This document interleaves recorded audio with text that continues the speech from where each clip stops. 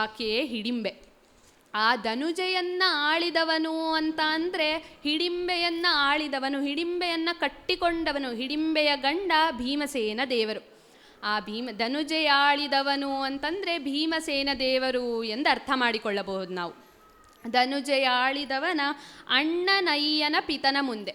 ಅಣ್ಣ ಭೀಮಸೇನ ದೇವರ ಅಣ್ಣ ಯಾರು? ಯುಧಿಷ್ಠಿರ, ಧರ್ಮರಾಜ. ಅವನ ಅಯ್ಯ ಅಂದರೆ ತಂದೆ ಅಂತ ಅರ್ಥ. ಅಣ್ಣನಯ್ಯನ ಅಂದರೆ ಧರ್ಮರಾಜನ ತಂದೆಯಾದ ಯಮಧರ್ಮರಾಜ. ಅವನ ಪಿತನ ಮುಂದೆ. ಅವನ ಪಿತ ಯಾರು? ಸೂರ್ಯದೇವ. ಅವನ ಪಿತ ಸೂರ್ಯದೇವ. ಅಲ್ಲ, ಒಂದು ಲೈನಲ್ಲಿ ನಮಗೆ ಇಡೀ ಅವರ ಜನ್ಮ ಅಂದರೆ ಅವರ ತಂದೆ, ಅವರ ಮಗ ಎಲ್ಲರನ್ನ ತಿಳಿಸಿಕೊಟ್ಬಿಟ್ಟಿದ್ದಾರೆ ಕನಕದಾಸರು. ಧನುಜೆಯಾಳಿದವನು ಭೀಮಸೇನ ದೇವರು, ಅವನ ಅಣ್ಣ ಧರ್ಮರಾಜ, ಅವನ ಅಯ್ಯ ಯಮಧರ್ಮರಾಜ, ಅವನ ಪಿತ ಸೂರ್ಯದೇವ. ಪಿತನ ಮುಂದೆ ಅಂದರೆ ಏನರ್ಥ? ಹಂಗಂದ್ರೆ ಅರ್ಜುನ ಶಪಥ ಮಾಡಿರ್ತಾನಲ್ಲ, ನಾನು ಸೂರ್ಯಾಸ್ತ ಆಗೋದರ ಒಳಗೆ ಅವನ ಸಂಹಾರ ಮಾಡ್ತೇನೆ ಅಂತ ಶಪಥ ಮಾಡಿರ್ತಾನಲ್ಲ. ಸೂರ್ಯನ ಮುಂದೆ ಅಂದರೆ ಸೂರ್ಯಾಸ್ತ ಆಗೋದರ ಒಳಗೆ, ಸೂರ್ಯ ಇನ್ನೂ ಅಲ್ಲೇ ಇದ್ದಾಗ ನಾನು ಸಂಹಾರ ಮಾಡ್ತೇನೆ ಅಂತ ಹೇಳಿರ್ತಾನಲ್ಲ. ಸೂರ್ಯನ ಮುಂದೆ ಕೌರವೇಂದ್ರ ಅಂತಂದರೆ ದುರ್ಯೋಧನ, ನಮಗೆಲ್ಲ ಗೊತ್ತೇ ಇದೆ ದುರ್ಯೋಧನ.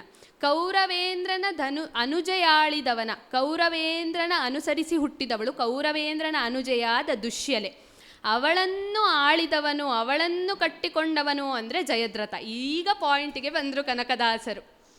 ಇಷ್ಟೊತ್ತು ಭೀಮಸೇನ ದೇವರು ಅವರ ಎನಿಮಿ ಅಂದರೆ ಅವರ ವಿರೋಧಿಗಳನ್ನು ಹೇಳಲಿಕ್ಕೆ ಅವರನ್ನು ತಗೊಂತಾರಲ್ಲ ಕನಕದಾಸರು, ಅದರಲ್ಲಿ ಇರೋದು ಕನಕದಾಸರ ಅವರು ಬರೀತಕ್ಕಂಥ ಕೃತಿಗಳಲ್ಲಿ ನಾವು ಅದನ್ನು ನೋಡಬಹುದು. ಇಲ್ಲಿಗೆ ಕೌರವೇಂದ್ರನ ಅನುಜೆಯಾಳಿದವನು ಅಂದರೆ ಜಯದ್ರಥ. ಅವನ ಶಿರವ ಕತ್ತರಿಸುತ್ತಾ, ಅವನ ಶಿರವನ್ನು ಕತ್ತರಿಸಲು ನೆಕ್ಸ್ಟ್ ಲೈನಿಗೆ ಬರೋದಾದರೆ, ಅನುಜೆಯಾಳಿದವನ, ಯಾರ ಅನುಜೆಯನ್ನು ಆಳಿದವನು? ಹಾಗಾದರೆ ಇಲ್ಲಿ ಏನೇ ತಿಳ್ಕೊಬೇಕು ನಾವು ಅಂತಂದರೆ, ಕೃಷ್ಣನ ಅನುಜೆಯನ್ನು ಆಳಿದವನು. ಕೃಷ್ಣನ ಅನುಸರಿಸಿ ಹುಟ್ಟಿದವಳು ಸುಭದ್ರೆ, ಅವಳನ್ನು ಆಳಿದವನು, ಅವಳನ್ನು ಕಟ್ಟಿಕೊಂಡವನು ಅರ್ಜುನ.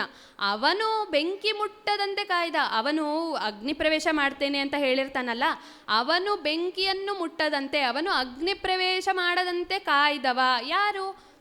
ಅವನನ್ನು ಅಗ್ನಿ ಪ್ರವೇಶ ಮಾಡಿದಂತೆ ಕಾಯ್ದವ ರುಕುಮನ ಅನುಜೆಯಾಳಿದವನು. ರುಕುಮಿ ಅಂತ ಒಬ್ಬ ಇರ್ತಾನೆ, ಅವನ ಅನುಸರಿಸಿ ಹುಟ್ಟಿದವಳು ರುಕ್ಮಿಣಿ, ಅವಳನ್ನು ಆಳಿದವನು ಕೃಷ್ಣ ಅಂತ ಹೇಳ್ತಾರೆ ಕನಕದಾಸರು. ರುಕುಮನ ಅನುಜೆಯಾಳಿದವನು ಅಂದರೆ ರುಕ್ಮಿಣಿಯನ್ನು ಆಳಿದವ ಕೃಷ್ಣ, ಅವನ ಮೂರ್ತಿಯನ್ನು ನೋಡಿರಿ, ಅವನು ನಮ್ಮನ್ನು ಕಾಪಾಡಲಿ ಅಂತ ಹೇಳ್ತಾರೆ ಕನಕದಾಸರು.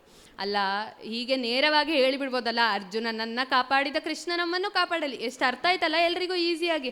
ಆದರೆ ಇಲ್ಲ, ಕನಕದಾಸರ ಮಾತುಗಳು, ಕನಕದಾಸರ ಹಾಡುಗಳು, ಕೀರ್ತನೆಗಳು ಕಠಿಣ ಅಂದರೆ ಕಠಿಣ. ಅದು ಹೇಳಿದ್ನಲ್ಲ ಆಗಲೇ, ಮಹಾಭಾರತ, ರಾಮಾಯಣ ಹೀಗೆ ಹಿನ್ನೆಲೆ ಇದ್ದವರಿಗೆ ಮಾತ್ರ ತಿಳಿದುಕೊಳ್ಳಲು ಸಾಧ್ಯ. ಹೀಗೆ ಕನಕದಾಸರು ಇನ್ನೂ ಹೆಚ್ಚು ಕೃತಿಗಳನ್ನು, ಕೀರ್ತನೆಗಳನ್ನು, ಹಾಡುಗಳನ್ನು ಬರೆದಿದ್ದಾರೆ. ಇಂದಿಗೂ ಅವು ನಮಗೆ ಉಪಲಬ್ಧವಿರುವುದು ನಮ್ಮ ಪುಣ್ಯವೇ ಸರಿ. ಖಂಡಿತ ಅವರು ಮಾಡಿದ್ದಕ್ಕಾಗಿ ನಮಗೆ ಸಿಗ್ತಿದೆ ಅಲ್ಲ, ನಮಗೆ ಪುಣ್ಯವಿದ್ದಿದ್ದರಿಂದ ಇಂದಿಗೂ ನಾವು ಮನೆಯಲ್ಲಿ ಬೆಳಗ್ಗೆ ಎದ್ದರೆ ಅವರ ಹಾಡುಗಳನ್ನು, ಅವರ ಕೀರ್ತನೆಗಳಿಂದಲೇ ನಮ್ಮ ಬೆಳಗಿನ ಜಾವವನ್ನು ಎಷ್ಟೋ ಮನೆಗಳಲ್ಲಿ ಶುರು ಮಾಡ್ತೇವೆ. ಮೊಬೈಲಲ್ಲಿ ಹಚ್ಕೋತೀವೋ, ಬಾಯಲ್ಲಿ ಹೇಳ್ಕೋತೀವೋ ಅದು ಬೇರೆ, ಆದರೂ ಕೇಳ್ತೀವಲ್ಲ ನಾವು ಕನಕದಾಸರ ಹಾಡುಗಳನ್ನು. ಇಂದಿಗೂ ಕೇಳೋದು ನಮ್ಮ ಪುಣ್ಯವೇ ಸರಿ ಅಂತ ಹೇಳ್ಬೋದು. ಹೀಗೆ ಕನಕದಾಸರು ಒಂದು ಮಹಾ ಕೃತಿಯನ್ನು ಬರೆದಿದ್ದಾರೆ, ಹರಿಭಕ್ತಿ ಸಾರ. ಎಂಥ ಮಹಾಕೃತಿ ಅದು ಹರಿಭಕ್ತಿ ಸಾರ. ಅದರಲ್ಲಿ 108 ಪದ್ಯಗಳ ಕೃತಿ ಅದು. ಅದರಲ್ಲಿ ಪ್ರತಿ ಪದ್ಯದ ಕೊನೆಯಲ್ಲಿ ರಕ್ಷಿಸು ನಮ್ಮ ನನವರತ ಅಂತ ಎಂಡಾಗ್ತದೆ ಪ್ರತಿ ಪದ್ಯ ಕೊನೆಯಲ್ಲಿ. ಏನು ಬರೆದಿದ್ದಾರೆ ಹರಿಭಕ್ತಿ ಸಾರದಲ್ಲಿ ಕನಕದಾಸರು ಅಂತಂದರೆ, ನಾವು ಹೇಗೆ ದೇವರನ್ನು ಸೇರಬಹುದು, ಮುಕ್ತಿ ಮಾರ್ಗ ಯಾವುದು, ಭಗವದ್ಭಕ್ತರಿಗೆ ದೇವರು ಹೇಗೆ ಅನುಗ್ರಹವನ್ನು ಮಾಡ್ತಾರೆ, ಇದೆಲ್ಲ ವಿಷಯಗಳನ್ನು ಕನಕದಾಸರು ಹರಿಭಕ್ತಿ ಸಾರದಲ್ಲಿ ನಮಗೆ ಕೊಟ್ಟಿದ್ದಾರೆ. ಹೀಗೆ ಕನಕದಾಸರು ಇನ್ನೂ ಹಲವು ಪ್ರಮುಖ ಕೃತಿಗಳನ್ನು ಬರೆದಿದ್ದಾರೆ. ಅದರಲ್ಲಿ ಮೋಹನ ತರಂಗಿಣಿ. ಆ ಮೋಹನ ತರಂಗಿಣಿಯಲ್ಲಿ ಇಡೀ ಕೃಷ್ಣನ ಜೀವನವನ್ನು ಹೇಳಿದ್ದಾರೆ ಮೋಹನ ತರಂಗಿಣಿಯಲ್ಲಿ. ಅದರಲ್ಲಿ 42 ಸಂಧಿಗಳಿವೆ ಮೋಹನ ತರಂಗಿಣಿಯಲ್ಲಿ. ಮತ್ತು ನಳಚರಿತ್ರೆ ಬರೆದಿದ್ದಾರೆ, ಅದರಲ್ಲಿ 9 ಸಂಧಿಗಳಿವೆ. ನಳ ಮತ್ತು ದಮಯಂತಿಯ ಪ್ರೇಮ ಕಥೆಯನ್ನು ಹೇಳಿದ್ದಾರೆ ನಳಚರಿತ್ರೆಯಲ್ಲಿ. ಮತ್ತು ರಾಮಧಾನ್ಯ ಚರಿತ್ರೆಯನ್ನೂ ಬರೆದಿದ್ದಾರೆ. ರಾಮಧಾನ್ಯ ಚರಿತ್ರೆಯಲ್ಲಿ ಜಾತಿ ಮತ್ತು ವರ್ಗದ ತಾರತಮ್ಯವನ್ನು ಬರೆದಿದ್ದಾರೆ ರಾಮಧಾನ್ಯ ಚರಿತ್ರೆಯಲ್ಲಿ. ರಾಗಿಯನ್ನು ಕೆಳಜಾತಿಗೆ ಹೋಲಿಸಿ, ಅಕ್ಕಿಯನ್ನು ಶ್ರೀಮಂತ ಜಾತಿಗೆ ಹೋಲಿಸಿ ಬರೆದಂಥ ಕೃತಿ ರಾಮಧಾನ್ಯ ಚರಿತ್ರೆ. ಮತ್ತು ನೃಸಿಂಹಸ್ತವ ಅಂತ ಕೂಡ ಬರೆದಿದ್ದಾರೆ. ಅದು ನೃಸಿಂಹದೇವರ ಮಹಿಮೆಯನ್ನು ಹೇಳ್ತಕ್ಕಂತಹ ಕೃತಿಯಾಗಿದೆ. ಹೀಗೆ ನಾವು ದೇವರನ್ನು ನೆನೆಯಬೇಕಂದ್ರೆ ಪಾದದಿಂದ ಶಿರದವರೆಗೆ ನೆನೆಯಬೇಕು. ಮೊದಲು ಪಾದ, ದೇವರನ್ನು ನೆನೆಯಬೇಕೆಂದರೆ ಮೊದಲು ಪಾದವನ್ನು ನೆನೆಯಬೇಕು ಅಂತಲೂ ಕನಕದಾಸರು ಹೇಳಿದ್ದಾರೆ.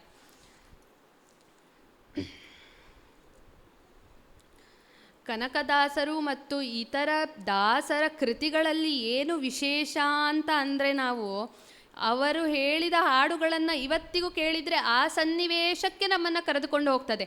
ಈಗಿನ ಕಾಲದಲ್ಲಿ ಬರ್ತಾವೆ ಹಾಡುಗಳು, ಏನೋ ಟ್ರೆಂಡ್ ಇರೋ ತನಕ ಅದು ನಾವು ಹೇಳ್ತೀವಿ, ಹಾಡ್ತೀವಿ, ಆಮೇಲೆ ಮುಗ್ದು ಹೋಗ್ತದೆ.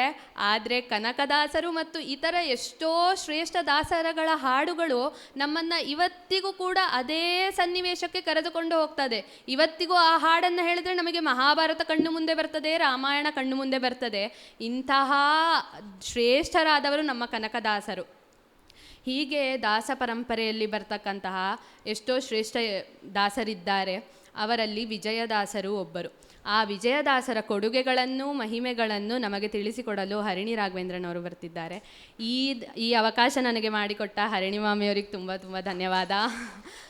ಶ್ರೀಕೃಷ್ಣಾರ್ಪಣಮಸ್ತು.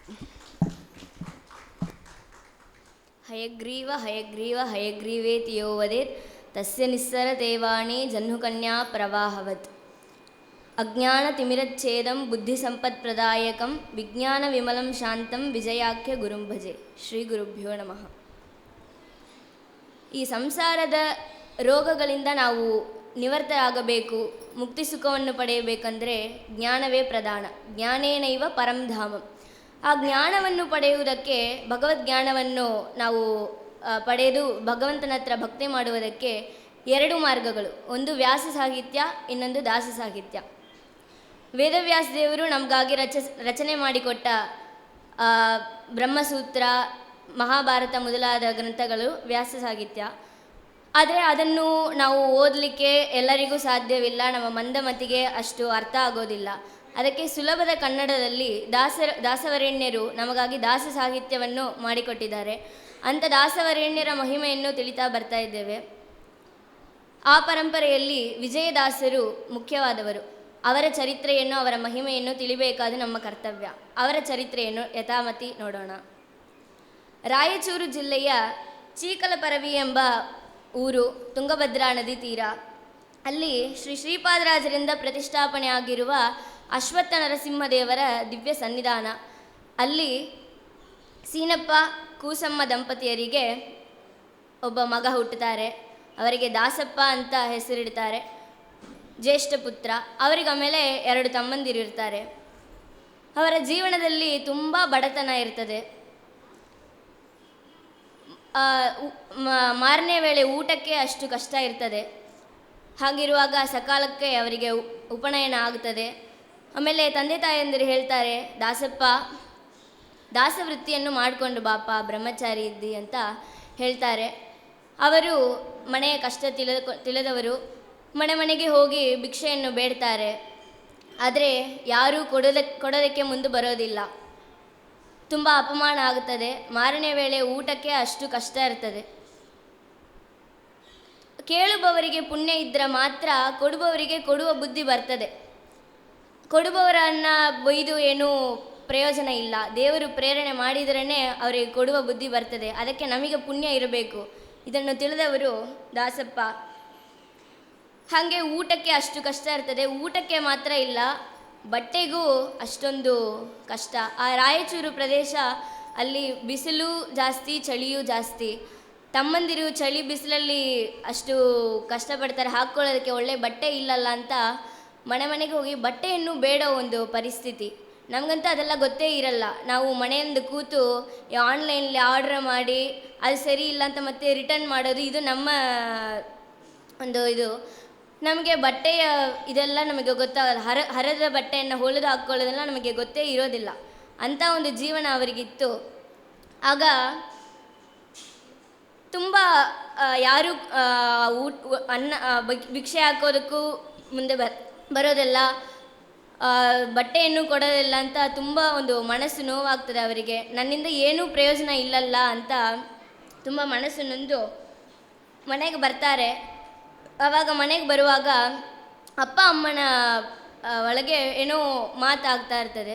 ಅಪ್ಪ ಒಂದು ಹೇಳ್ತಾರೆ, ಅಮ್ಮ ಅದಕ್ಕೊಂದು ಹೇಳ್ತಾರೆ. ಏನಂದರೆ, ಆ ಕೂಸಮ್ಮನ ಅಣ್ಣನ ಮಗಳ ಮದುವೆ. ಆವಾಗ ಇವರಿಗೇನೋ ಆಹ್ವಾನ ಬಂದಿರೋದಿಲ್ಲ. ಆದರೂ ಕೂಸಮ್ಮಗೆ ಆ ವಿಷಯ ತಿಳಿದಿರುತ್ತೆ. ಅವಳಿಗೇನೋ ಆಸೆ, ನಮ್ಮ ಅಮ್ಮನ ಮನೆ ಮದುವೆ ಆಯ್ತಲ್ಲ, ಒಂದು ಫಂಕ್ಷನ್ ಆಯ್ತಲ್ಲ, ನಾವು ಅಟೆಂಡ್ ಮಾಡಬೇಕು ಅಂತ ಅವಳಿಗೊಂದು ಆಸೆ ಇರ್ತದೆ. ಆದರೆ ಗಂಡ ಹೇಳ್ತಾನೆ, ಬೇಡಮ್ಮ, ಬಡವರು ಹೋದರೆ ಅಲ್ಲಿ ಮರ್ಯಾದೆ ಇರೋದಿಲ್ಲ, ನಮ್ಗೆ ಅಲ್ಲಿ ಸರಿಯಾಗಿ ಮರ್ಯಾದೆ ಇರೋದಿಲ್ಲ, ಅಪಮಾನ ಆಗ್ತದೆ, ಬೇಡ ಅಂತ ಹೇಳ್ತಾನೆ ಗಂಡ. ಆದರೂ ಅವಳು ತುಂಬ ಒತ್ತಾಯ ಮಾಡ್ತಾಳೆ, ಹೋಗಬೇಕು ಅಂತ. ಆಮೇಲೆ ಹೇಳ್ತಾನೆ, ಸರಿ ನಾನಂತೂ ಬರಲ್ಲ, ನೀನು ದಾಸಪ್ಪನ ಕರ್ಕೊಂಡು ಹೋಗಿ ಬಾ ಅಂತ ತಂದೆ ಹೇಳ್ತಾರೆ. ಆವಾಗ ದಾಸಪ್ಪನಿಗೂ ಗೊತ್ತಿರುತ್ತೆ ಅಲ್ಲಿ ಹೋದರೆ ಅಪಮಾನ ಆಗ್ತದೆ, ಅಷ್ಟೊಂದು ಮೆಚುರಿಟಿ ಇರ್ತದೆ ಆ ವಯಸ್ಸಲ್ಲಿ, ಸುಮಾರು 14 ವಯಸ್ಸು ಇರ್ತದೆ ಆವಾಗ. ಆದರೂ ಇಲ್ಲಿದ್ದರೂ ಏನೋ ಅಪಮಾನ ಆಗೋದು ಅಂತೂ ಇದೆ. ಸರಿ ಅಲ್ಲಿಯಾದರೂ ಹೋಗೋಣ, ಅಲ್ಲಿ ಹೋದರೆ ಒಂದು ವೇಳೆ ಆದರೂ ಒಳ್ಳೆ ಊಟ ಸಿಕ್ಕತ್ತೆ ಅಂತ ಅಮ್ಮ ಏನೋ ಆಸೆ ಪಡ್ತಾರಲ್ಲ ಅಂತ ಅಮ್ಮನ ಜೊತೆ ಹೋಗ್ತಾರೆ. ಅಣ್ಣ ತಮ್ಮಂದಿರು 3 ಜನರು ಹೋಗ್ತಾರೆ ಅಮ್ಮನ ಜೊತೆ. ಅಲ್ಲಿ ಹೋದರೆ ಇವರನ್ನು ಬಾ ಅಂತೂ ಕರೆಯೋದಿಲ್ಲ. ಅಲ್ಲಿ ತುಂಬ ಇವರಿಗೆ ಮನಸ್ಸು ನೋವಾಗ್ತದೆ. ಸರಿ ಇವತ್ತಾದರೂ ಮೊದಲ ಪಂಕ್ತಿಯಲ್ಲಿ ಕೂತು ಊಟ ಮಾಡೋಣ, ನಮ್ಮ ಮಾವನ ಮನೆ ಫಂಕ್ಷನ್ ಅಲ್ವಾ ಅಂತ ಕೂಡ್ತಾರೆ. ಆವಾಗ ಮಾವ ಬಂದು ಎಬ್ಬಿಸ್ತಾನೆ. ಏನು ಮೊದಲ ಪಂಕ್ತಿಯಲ್ಲೆಲ್ಲ ಕೂಡಬಾರ್ದು, ಏಳು ಅಂತ ಎಬ್ಬಿಸಿ, ಅಲ್ಲಿ ಗಂಧ ತೀರಿ ಹೋಗ್ತಿರ್ತದೆ, ಗಂಧ ತಿಕ್ಕು ಅಂತ ದಾಸಪ್ಪನಿಗೆ ಹೇಳ್ತಾರೆ. ಗಂಧ ತಿಕ್ಕಿ ಸುಸ್ತಾಗಿ ಅಲ್ಲಿದ್ದ ಒಂದು ತುಳಸಿ ಕಟ್ಟೆ ಮೇಲೆ ಅವರು ಮೂರ್ಛೆಯಾಗಿ ಮಲಗ್ತಾರೆ. ಆವಾಗ ಅಲ್ಲಿಗೂ ಬಂದು ಅವರನ್ನು ಎಬ್ಬಿಸಿ ಮಾವ ತುಳಿತಾನೆ. ಆವಾಗ ತುಂಬ ಮನಸ್ಸು ನೋವಾಗಿ ಎಲ್ಲರೂ ಅಲ್ಲಿಂದ ಬರ್ತಾರೆ. ಆಗಲೂ ಅವರಿಗೆ ಅಲ್ಲಿ ಇರುವಾಗಲೂ ಅವರಿಗೆ ನಾವಂತೂ ಏನೂ ಊಟ ಮಾಡಿಲ್ಲ, ಅಮ್ಮ ತಮ್ಮಂದಿರೆಲ್ಲ ಏನು ಮಾಡಿದ್ರು ಅಂತ ದಾಸಪ್ಪ ಚಿಂತೆ ಮಾಡ್ತಾರೆ. ಅಂತೂ ಎಲ್ಲರೂ ಅಲ್ಲಿಂದ ಹೊರಟು ಬರ್ತಾರೆ. ಹಿಂದೆ ವಿಜಯದಾಸರಾದ ಮೇಲೆ ದಾಸರು ಇದನ್ನು ತಮ್ಮ ಒಂದು ಪ್ರಸಿದ್ಧ ಕೃತಿಯಲ್ಲಿ ಹೇಳ್ತಾರೆ. ಸಂಜೆ ತನಕ ಇದ್ದು ಸಣ್ಣ ಸೌಟಿನ ತುಂಬ ಗಂಜಿ ಕಾಣದೆ ಬಳಲಿದೇನೋ, ವ್ಯಂಜನ ನಾನಾ ಸುಭಕ್ಷ ಭೋಜ್ಯಗಳ ಭುಂಜಿಸುವುದು ಮತ್ತೇನೋ, ನಿನ್ನ ಒಲುಮೆಯಿಂದ ನಿಖಿಲ ಜನರು ಬಂದು ಮನ್ನಿಸುವರು ಮಹಾರಾಯ. ಹಾಗಂತ ಹೇಳ್ತಾರೆ. ಅವತ್ತು ಸಂಜೆ ತನಕ ಅಲ್ಲಿ ಇದ್ದು ಒಂದು ಸೌಟಿನಷ್ಟು ಕೂಡ ಒಂದು ಗಂಜಿಯೂ ಅಲ್ಲಿ ಸಿಕ್ಕಿಲ್ಲ. ಉಪವಾಸವಾಗಿ ಬಂದೇವೆ, ಅಪಮಾನ ಆಗಿ ಬಂದೇವೆ. ಆದರೆ ಇವತ್ತು ನನ್ನ ಹೆಸರಲ್ಲಿ ಇಷ್ಟು ಜನರು ಒಳ್ಳೆ ಊಟವನ್ನು ಮಾಡ್ತಾ ಇದ್ದಾರಲ್ಲ, ಏನೋ ಅನುಗ್ರಹವೋ ಅಂತ, ಇದೆಲ್ಲ ನಿನ್ನ ಅನುಗ್ರಹ ಅಂತ ಪರಮಾತ್ಮನ ಸ್ತುತಿಸ್ತಾರೆ. ಹಾಗೆ 14 ತುಂಬಿ 15ನೇ ವರ್ಷ ದಾಸಪ್ಪಗೆ, ನನ್ನಿಂದ ಇಲ್ಲಿ ಏನೂ ಪ್ರಯೋಜನ ಆಗ್ತಾ ಇಲ್ಲಲ್ಲ, ನನ್ನಿಂದ ಭಿಕ್ಷೆ ಬೇಡಿದರೂ ಯಾರೂ ಕೊಡಲಿಕ್ಕೆ ಮುಂದೆ ಬರ್ತಾ ಇಲ್ಲ ಅಂತ ತುಂಬ ಕಷ್ಟಪಟ್ಟು ಏನು ಮಾಡ್ತಾರೆ, ನಾವು ಕಾಶಿಗೆ ಹೋಗೋಣ, ನಾವು ಮನೆ ಬಿಟ್ಟು ಹೊರಟ್ರೆ ನಾನೇನು ಊಟ ಮಾಡ್ತೀನೋ ಆ ಭಾಗವಾದರೂ ಅಪ್ಪ ಅಮ್ಮ ತಮ್ಮಂದಿರಿಗೆ ಉಳಿತೆ ಅಂತ ಮನೆ ಬಿಟ್ಟು ಹೊರಡೋಣ. ಹೋದರೆ ಎಲ್ಲಿಯೋ ಮರಣ ಅಂತ ಆದರೆ ಎಲ್ಲಿಯೋ ಆಗೋದಕ್ಕಿಂತ ಕಾಶಿಯಲ್ಲಿ ಮರಣ ಸಂಭವಿಸಿದರೆ ಒಳ್ಳೆಯದು ಅಂತ ಕಾಶಿ ನೋಡಿ ಹೊರಡ್ತಾರೆ. ಆವಾಗ ಹಾದಿಯಲ್ಲಿ ತುಂಗಭದ್ರಾ ಸ್ನಾನ ಮಾಡಿ ಆನ್ಮೀಕ ಎಲ್ಲ ಮುಗಿಸಿ ಅಲ್ಲಿ ಕೇಳ್ತಾರೆ, ತುಂಬ ಹಸಿವೆ ಆಗಿದೆ, ಇಲ್ಲಿ ಯಾರಾದರೂ ಮಡಿಯಲ್ಲಿ ಊಟ ಹಾಕೋರು ಇದ್ದಾರಾ ಹಾಗಂತ ಕೇಳ್ತಾರೆ. ಆವಾಗ ಒಬ್ಬರು ಕೇಶವರಾಯ ಎಂಬ ಒಬ್ಬರ ಮನೆಯನ್ನು ತೋರಿಸಿ ಅವರ ಮನೆಗೆ ಹೋಗಿ ಅಂತ ಹೇಳ್ತಾರೆ. ಅಲ್ಲಿ ಹೋದರೆ ಧನುರ್ಮಾಸ, ಆವಾಗ ಅವರಿಗೆ ಒಳ್ಳೆ ಅತಿಥಿ ಸತ್ಕಾರವನ್ನು ಮಾಡ್ತಾರೆ. ಕರೆದು ಧನುರ್ಮಾಸ ಹುಗ್ಗಿ ಎಲ್ಲ ನೈವೇದ್ಯ ಮಾಡಿರ್ತಾರೆ. ಅವರನ್ನು ಕೂಗಿ ಮೊದಲ ಪಂಕ್ತಿಯಲ್ಲಿ ಕೂಡಿಸಿ ಅಷ್ಟೊಂದು ಉಪಚಾರ ಮಾಡಿ ದಾಸಪ್ಪನ ಚೆನ್ನಾಗಿ ಉಪಚಾರ ಮಾಡ್ತಾರೆ ಆ ಮನೆಯಲ್ಲಿ. ಸತ್ಪಾತ್ರರಿಗೆ ನಾವು ಕೊಡುವ ದಾನವಾಗಲಿ ಅಥವಾ ಏನಾದರೂ ಒಂದು ಸತ್ಕಾರ ಏನಾದರೂ ಮಾಡಿದ್ದೇವೆಂದರೆ ಅದಕ್ಕೆ ಸಿಗುವ ಫಲ ಮಹತ್ ಫಲ. ಅದೊಂದು ಸಣ್ಣ ವಿಷಯ ಇರ್ಬೋದು, ಕೂಗಿ ಊಟ ಹಾಕಿದ್ರು ಒಂದು ವೇಳೆ ಅಷ್ಟೇ. ಆದರೆ ಅವರಿಗೇನಾಯಿತು ಅಂದರೆ, ದಾಸಪ್ಪ ವಿಜಯದಾಸರಾದ ಮೇಲೆ ಒಂದು ಸಮಯ ಆ ಕೇಶವರಾಯರ ಮಗನ ಮದುವೆ ಸಮಯ. ಆವಾಗ ಅಲ್ಲಿ ಮದುವೆ ಮನೆಯಲ್ಲಿ ಆ ಅಳಿಯನಿಗೆ ಏನಾಗುತ್ತೆ, ಹಾವು ಕಚ್ಚಿ ಮರಣ ಸಂಭವಿಸಿದ ಆ ಒಂದು ಸಂಗತಿ. ಆವಾಗ ವಿಜಯದಾಸರು ಅಲ್ಲಿ ಬಂದಿರ್ತಾರೆ. ಆವಾಗ ದಾಸರು ಅಲ್ಲಿ ದಾಸರನ್ನು ಕರೆದು ನೀವೇ ಮಗನನ್ನು ಕಾಪಾಡಿಸಬೇಕು ಅಂತ ತುಂಬ ಬೇಡ್ತಾರೆ. ಆವಾಗ ವಿಜಯದಾಸರು ಹೇಳ್ತಾರೆ, ನನಗೆ ಋಣ ಇದೆ, ನಾನು ತೀರಿಸಬೇಕು ಅಂತ. ಅವರಿಗೇನೋ ಅರ್ಥನೇ ಆಗಿಲ್ಲ. ಅವರೇನೋ ಮರೆತು ಬಿಟ್ಟಿರ್ತಾರೆ, ದಾಸಪ್ಪ ಬಂದದ್ದನ್ನು ಮರೆತು ಬಿಟ್ಟಿರ್ತಾರೆ. ಆದರೆ ಇವರು ನೆನಪಿಟ್ಟುಕೊಂಡಿರ್ತಾರೆ, ನನ್ನ ಋಣ ಇದೆ ಅಂತ ಹೇಳಿ ಆ ಅಳಿಯನಿಗೆ ಕಾಪಾಡಿಸಿ ಆಯುರ್ದಾನವನ್ನು ಮಾಡಿ ಅವರ ವಂಶೋದ್ಧಾರವನ್ನು ಮಾಡ್ತಾರೆ. ವಿಜಯದಾಸರು ಆ ಅನುಗ್ರಹವನ್ನು ಮಾಡ್ತಾರೆ. ಹಾಗೆ ಆ ಒಂದು ಚಿಕ್ಕ ಊಟ ಹಾಕಿದ ಒಂದು ಇದಕ್ಕೆ ಇಷ್ಟೊಂದು ಮಹತ್ಫಲವನ್ನು ದೇವರು ಅವರಿಗೆ ಅನುಗ್ರಹಿಸಿದ. ಹಾಗೆ ಕಾಶಿಗೆ ಬಂದು ಸೇರ್ತಾರೆ. ಅಲ್ಲಿ ಗಂಗಾ ಸ್ನಾನ ಮಾಡಿ ಅಲ್ಲಿ ನೋಡುವಾಗ ಒಂದು ಗುಂಪು ಅಲ್ಲಿ ಬರ್ತದೆ. ಅವರು ಊರಾಗಿ ಪ್ರಯಾಣವನ್ನು ಮಾಡ್ತಾ ಇರ್ತಾರೆ. ಅವರ ಜೊತೆಗೆ ದಾಸಪ್ಪ ಸೇರಿಕೊಳ್ತಾರೆ. ಹಾಗೆ ಊರಾಗಿ ಬರ್ತಾ ಕಡೆಗೆ ಇವರ ಊರಿಗೆ ಬರ್ತಾರೆ, ಚೀಕಲಪರುವಿಗೆ ಬರ್ತಾರೆ. ಅಲ್ಲಿ ಇವರು ಮನೆಗೆ ಹೋಗಿ ಭಿಕ್ಷೆ ಬೇಡೋದಂತ ಹೋಗುವಾಗ ಇವರ ಮನೆಗೆ ಹೋಗ್ತಾರೆ. ಅಲ್ಲಿ ಅವ್ವ ಇವರನ್ನು ನೋಡಿ, ದಾಸಪ್ಪ ಏನು ಎಲ್ಲಿ ಹೋದ್ಯೋ ಅಂತ ತುಂಬ ಇದು ಮಾಡ್ತಾರೆ. ಆಮೇಲೆ ಅವರು ಆ ಗುಂಪಿನ ಹತ್ರ ಹೇಳಿ ಬರಬೇಕು, ನಾನು ಮನೆಯಲ್ಲೇ ಇದು ಮಾಡ್ತೀನಿ ಅಂತ ಹೇಳಿ ಬರಬೇಕು ಅಂತ ಹೋದಾಗ ಆ ಗುಂಪು ಅಲ್ಲಿ ಇರೋದಿಲ್ಲ. ಆವಾಗ ಅವರು ದೇವರು ಬಂದು ಇವರ ಹತ್ರ ಸೇರಿಸ್ಬೇಕಂತ ಮಾಡಿದ ಒಂದು ಘಟನೆ ಅಂತ ಅರ್ಥ ಮಾಡಿಕೊಡ್ತಾರೆ. ಅವರಿಗೆ ಅರಳಮ್ಮನ ಜೊತೆ ಮದುವೆ ಮಾಡಿಸಿ ಇರ್ತಾರೆ.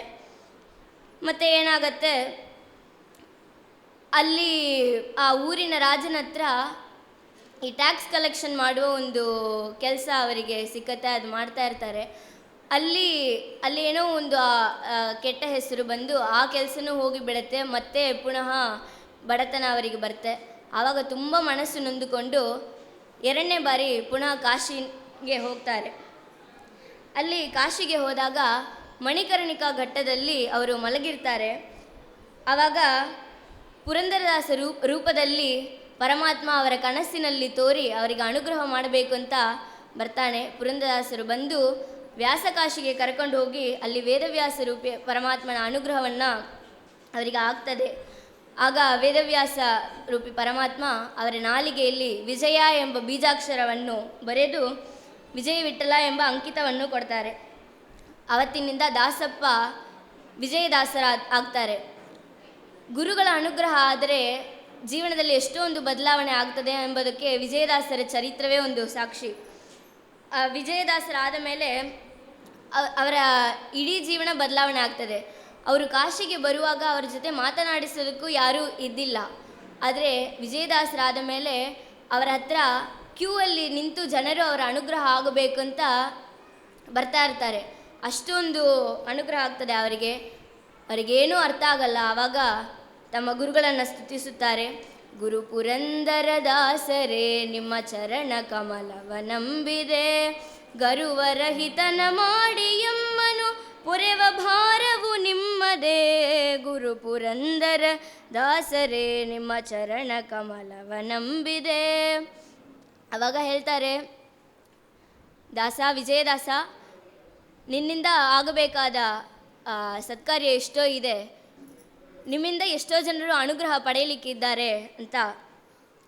ಆವಾಗ ಸರ್ವತ್ರ ವಿಜಯವಾಗ್ತದೆ ಅವರಿಗೆ ಗುರುಗಳ ಅನುಗ್ರಹದಿಂದ. ಆವಾಗ ಅಂತರಂಗದ ಕದವು ತೆರೆಯಿತೆಂದು ಎಂತೋ ಪುಣ್ಯದ ಫಲವ ಪ್ರಾಪ್ತಿಯಾಯಿತು ಇಂದು ಅಂತ ದಾಸರು ಒಂದು ಕೃತಿಯನ್ನು ಮಾಡ್ತಾರೆ.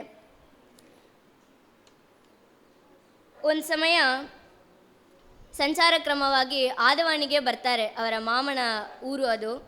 ಅಲ್ಲಿ ಬಂದಾಗ ಅಷ್ಟೊಂದು ಉಪಚಾರ ಅವರಿಗೆ ಆಗ್ತದೆ ಅವರು ವಿಜಯದಾಸರಾದ ಮೇಲೆ. ಆಗ ಮತ್ತೆ ಅದನ್ನು ನೆನಪು ಮಾಡ್ತಾರೆ ಇಲ್ಲಿ. ಹಣಹುನ್ನು ದ್ರವ್ಯವು ಎಲ್ಲಿದಲ್ಲಿಗೆ ತನಗೆ ಪ್ರಾಪುತಿ ನೋಡೋ ಜಿಯಾ ಅಂತ. ಅವತ್ತು ಮದುವೆ ಮನೆಗೆ ನಾನು ಬಂದಾಗ ಏನೂ ಒಂದು ಸಣ್ಣ ಸೌಟಿನಷ್ಟು ಕೂಡ ನನಗೇನು ಸಿಕ್ಕಿಲ್ಲ. ಇವತ್ತು ಅವರಾಗಿ ಬಂದು ನನಗೆ ಇಷ್ಟು ಕೊಡ್ತಾ ಇದ್ದಾರಲ್ಲ ಅಂತ ತುಂಬ ಒಂದು ಸಭೆಯಲ್ಲಿ ಹೇಳ್ತಾರೆ, ಆದವಾಣಿಯಲ್ಲಿ ಎಲ್ಲರೂ ಕಣ್ಣೀರು ಬಿಡ್ತಾರೆ. ಒಂದು ಸಮಯ ವಿಜಯದಾಸರು ತಿರುಪತಿಗೆ ಹೋಗಿರ್ತಾರೆ. ಅಲ್ಲಿ ಬ್ರಹ್ಮೋತ್ಸವ, ದೇವರು ಉತ್ಸವ ಮೂರ್ತಿ ಹೊರಗೆ ಬಂದಿರ್ತಾನೆ. ಇವರು ಒಳಗೆ ಹೋಗ್ತಾ ಇದ್ದಾರೆ. ಅಲ್ಲಿ ದರ್ಶನ ಆಗಿಲ್ಲ.